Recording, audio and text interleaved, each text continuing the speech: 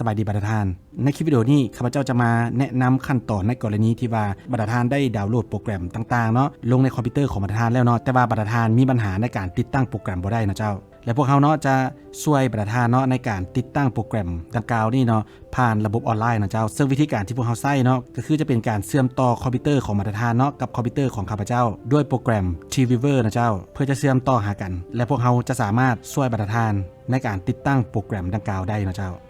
ซึ่งขั้นตอนเนาะให้บรรทานปฏิบัติดังนี้นะเจ้าขั้นตอนก็คือให้บรรทานเนาะเข้ามาอยู่ที่ Google นะเจ้าแล้วให้บรรทานพิมพ์คำว่า TeamViewer นะเจ้า TeamViewer เดี๋ยวนี้นะเจ้าTeamViewer เดี๋ยวนี้เนาะแล้วให้บรรทานกดใส่เจ้ากดใส่แล้วเนาะบรรทานจะเห็นเว็บไซต์ตัวนี้เนาะเป็นเว็บไซต์ของ TeamViewer นะเจ้าให้บรรทานกดใส่ตัวนี้กดใส่แล้วเนาะบรรทานจะเข้ามาหน้าต่างของเว็บไซต์ตัวนี้นะเจ้าแล้วให้บรรทานคลิกใส่ตัวนี้นะเจ้าฟรีดาวน์โหลดนะเจ้ากดใส่ตัวนี้กดใส่แล้วปุ๊บเนาะบรรทานมันจะแสดงหน้าต่างตัวนี้เนาะมันก็จะมีแบบฟรีแบบเสียเงินนะเจ้าแต่ว่าพวกเราจะนำใส่แบบฟรีนะเจ้าให้บรรทานกดใส่ตัวนี้เนาะดาวน์โหลด now เจ้าหลังจากนั้นจะมีหน้าต่างตัวนี้เนาะให้บรรทานกดใส่ดาวน์โหลดในรูปแบบของ provide support นะเจ้ากดใส่ตัวนี้หลังจากนั้นโปรแกรมจะทำการดาวน์โหลดนะเจ้าบรรทานกะรอท่าเนาะให้มันดาวน์โหลดลงขนาดของไฟล์ตัวนี้เนาะก็จะประมาณ 70.1 เมกนะเจ้าภายหลังที่ดาวน์โหลดสำเร็จแล้วนะบรรทานเนาะมันจะเป็นอย่างนี้นะบรรทานแล้วให้บรรทานกดคลิกเมาส์ขวาเนาะใส่บทนี้แล้วกด show in folder นะเจ้าหลังจากนั้นบรรทานจะเห็นไอคอนตัวนี้เนาะของโปรแกรมอยู่นี่นะเจ้าอันนี้เป็นวิธีที่1เนาะบรรทานเนาะส่วนวิธีที่2เนาะให้บรรทานกดเข้าใส่หมายคอมพิวเตอร์เนาะแล้วให้บรรทานกดเข้าใส่ดาวน์โหลดนะเจ้า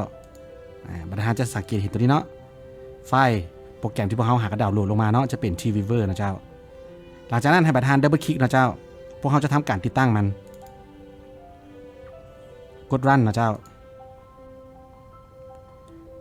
หลังจากนั้นให้บรรทานกดเลือกตัวทวิตเนาะ default installation นะเจ้าแล้วกด accept แล้วก็ next นะเจ้ากด yes หลังจากนั้นโปรแกรมจะทำการติดตั้งเนาะหลังจากนั้นมันจะมีหน้าต่างตัวนี้ปรากฏขึ้นมาเนาะให้บรรทานกดใส่ตัวนี้นะเจ้า I accept ตัวนี้นะเจ้าแล้วกด continue หลังจากนั้นประธานกดโอเคหลังจากนั้นเนาะมันจะมีหน้าต่างตัวนี้ขึ้นมาเนาะประธานเนาะให้ประธานถ่ายรูปตัวนี้นะเจ้าถ่ายรูปด้วยกล้องมือถือประธานเนาะเอารหัสตัวนี้นะเจ้าทาง ID และ Password ตัวนี้เนาะส่งมาให้พวกเราทาง WhatsApp นะเจ้าซึ่งเป็นช่องทางที่พวกเราได้ติดต่อหากันนะเจ้าประธานส่งตัวนี้ให้พวกเราเนาะแล้วหลังจากนั้นพวกเราก็จะทำการเชื่อมต่อและก็ติดตั้งออนไลน์ให้ประธานนะเจ้าซึ่งรายละเอียดเนาะเวลาที่ประธานส่งตัวนี้มาให้พวกเราเนาะแล้วพวกเราจะแนะนำรายละเอียดตื่นๆเจ้าและตัวนี้เราพวกเราจะปิดไปก่อนนะประธานเนาะปิดไปเนาะเดี๋ยวข้าพเจ้ามอดลงก่อนนะเจ้าและอยู่ในที่นี้เนาะประธานจะสังเกตเห็นเนาะโปรแกรมตัวนี้เนาะมันจะอยู่ในหน้าจอเดสก์ท็อปของประธานเนาะจะชื่อว่า TeamViewer ตัวนี้นะเจ้าถ้าประธานปิดไปเมื่อกี้เนาะรหัสมันจะเปลี่ยนนะเจ้าและให้ประธานกดใหม่เนาะแล้วมันจะมีหน้าต่างตัวนี้ขึ้นมานะเจ้า